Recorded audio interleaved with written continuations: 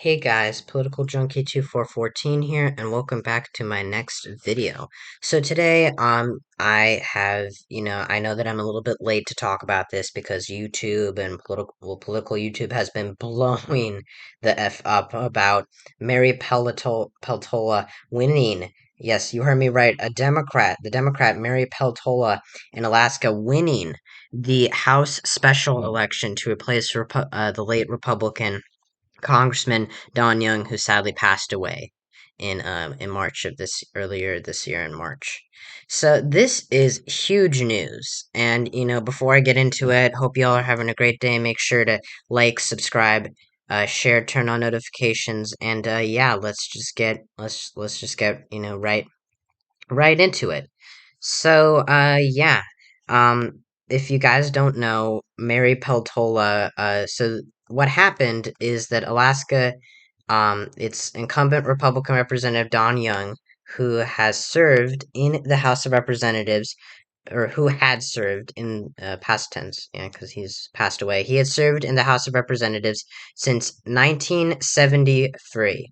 That was 49 years ago, and he died at the age of 88 this March. So there was a special election to replace him. As you can see, he has been a very strong representative, winning by overwhelming margins with very few exceptions. He has, in 2018 and 2020, the margins were fairly close, but that was more, but he still ended up winning. And Alaska is a safe Republican state on the presidential level. It's not just Don Young. In 2020, Alaska voted for Donald Trump by 10 points. If you go back to 2016, voted for him by 15, Romney 14, McCain 21, and that was mainly due to Sarah Palin, but I'll get into that later. And if you go back all the way, consecutive Republican victory after consecutive Republican victory, the only exception to Alaska's red streak in presidential elections was 1964 when LBJ won the state overwhelmingly. It started out as a swing state, as you can see by these close margins, but since 1972, it has been safe red across the board in statewide elections. Now, Alaska is more, of a traditionally Republican state, and it is shifting to the left. Native American populations, or Native Alaskan, I guess is the right term, Native populations are coming out in favor of the Democratic Party, and Democrats have been doing better in the state. Obama in 2012 was the first Democrat to get over 40% of the vote in 40 years since Hubert Humphrey, 44 years actually, since Hubert Humphrey in 1968.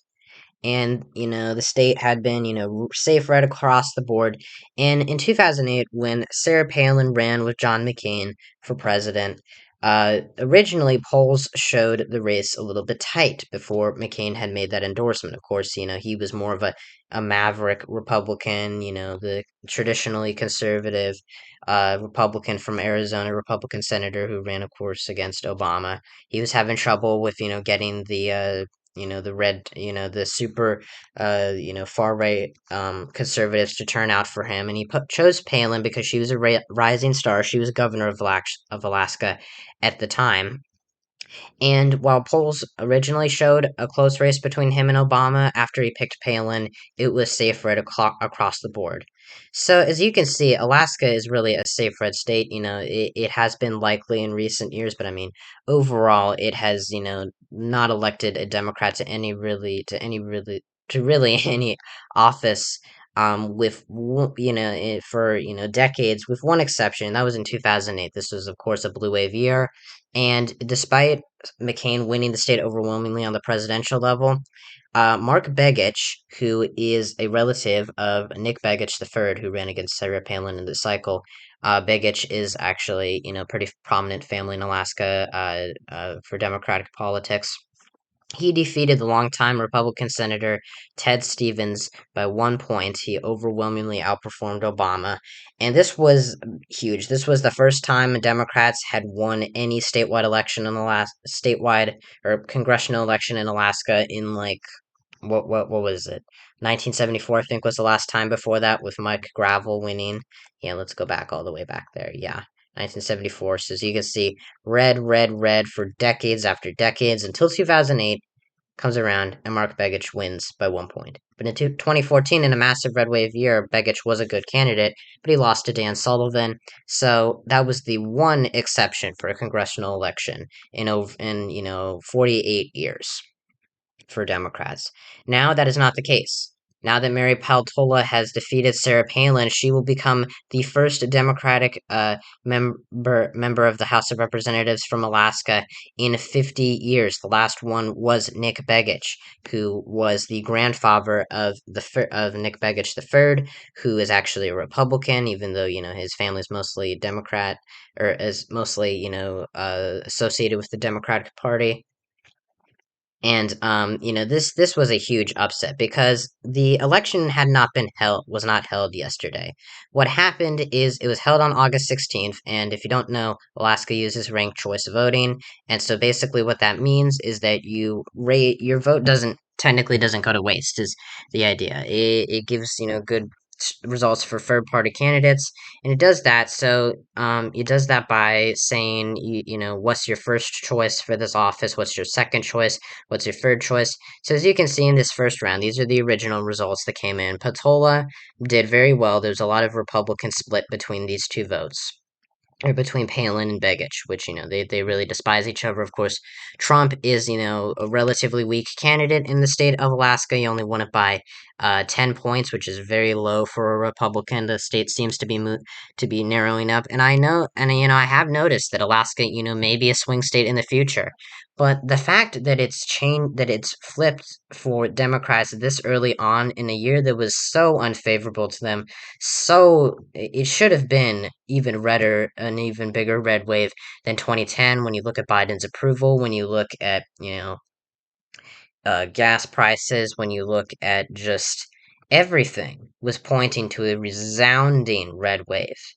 But because Republicans have overturned Roe v. Wade and have alienated voters because former President Trump is in the news day after day, it's really shifting moderates towards the Democratic Party. And while Alaska is a really Republican state in nature, it is a very pro-choice state. And Palin, while she may have helped McCain win the state in 2008, she has since become very unpopular nationwide and very unpopular in Alaska. And so, since Nick Begich would have almost certainly defeated Mary Peltola, but this is, not something that you would see. As you can see in the final round, which, essentially what happens is, once your first choice candidate or whoever gets eliminated, so there were, as soon as your first choice candidate gets eliminated and it's between two people, then your votes, your second choice becomes your new vote.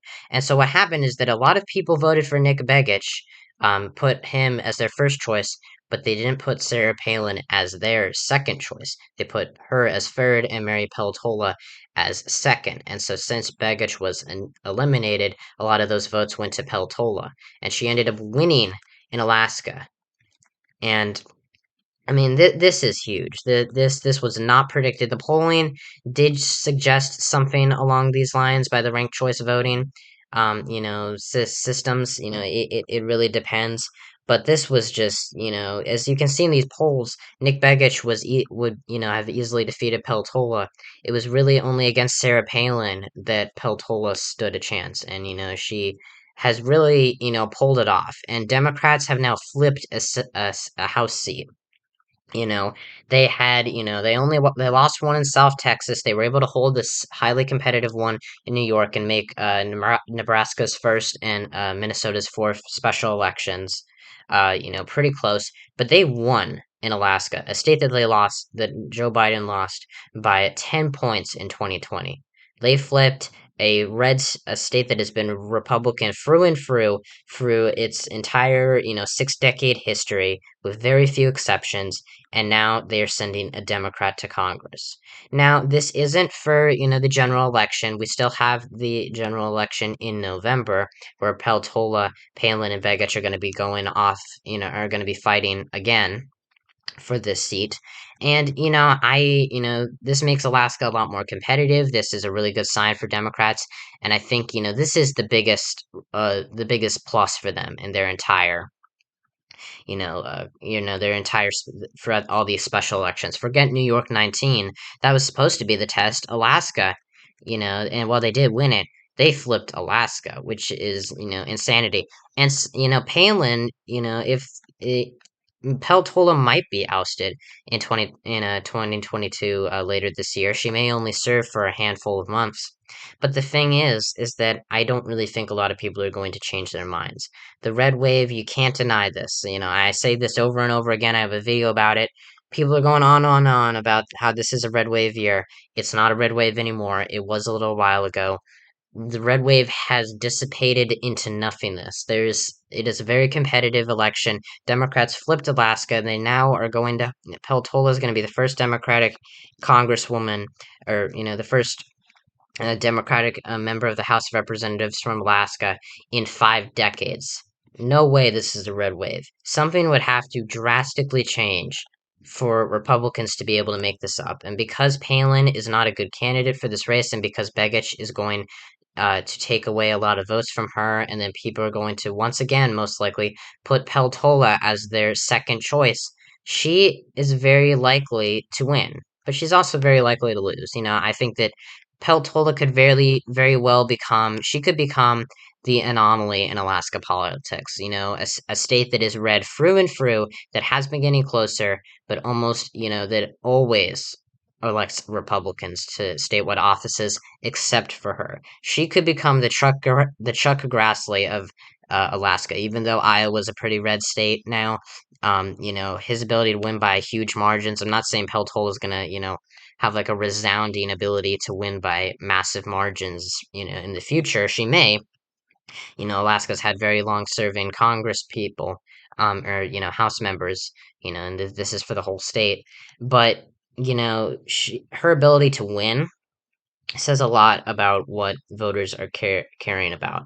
They care about, yes, they care about, inflation and high gas prices, but they also care about abortion, and they care about the extremism of the Republican Party, and that is what handed Peltola this race. Sarah Palin is seen as, by many people, including myself, as this wacko who just doesn't know, who's just was so unqualified, in my opinion, for the vice presidency of the United States. And I think that's a fair thing to say. I don't think there's really anything partisan about that. I know it'll be interpreted as such, but as I have to say, as I've been saying, the fact that Democrats flipped a race in Alaska, you know, a state that they lost by 9 points in the congressional election, will go back there.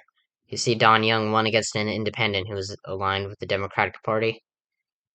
It's mind-boggling. There's no way that, she may lose.